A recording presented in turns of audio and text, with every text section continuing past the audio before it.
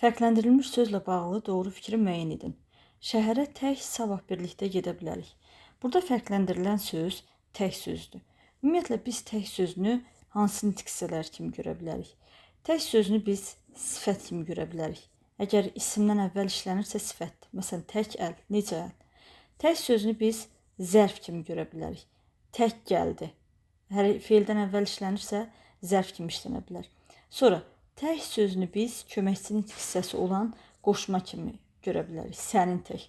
Və qoşma olanda sözə bitişik yazılmalıdır. Və tək sözünü biz ədat kimi görə bilərik. Tək sənə güvənirəm, yalnız sənə güvənirəm. İndi görək bu cümlədə hansı nitq hissəsidir? Şəhərə tək sabah birlikdə gedə bilərik. Şəhərə yalnız sabah birlikdə gedə bilərik. Yalnızdan, ancaqdan əvəz eləyə biliriksə, demək burada nədir? Ədatdır. Ədat. Yalqız sözünün sinonimidir. Yalqız deyil, yox, yalnız, ancaq bunların sinonimidir. Özündən sonra gələn sözün təsir gücünü artırır. Bax, cavabımız olmalıdır B variantı. Çünki ədatın əsas xüsusiyyətlərindən biri nədir? Özündən sonra gələn sözün təsir gücünü artırmaqdır. Əşyanın əlamətini bildirir, bu sifətə aiddir, sifət deyil. Sənin kimi insan yoxdur cümləsindəki köməkçi nitq hissəsi ilə qrammatik mənası eynidir. Sənin kimi, sənin tək.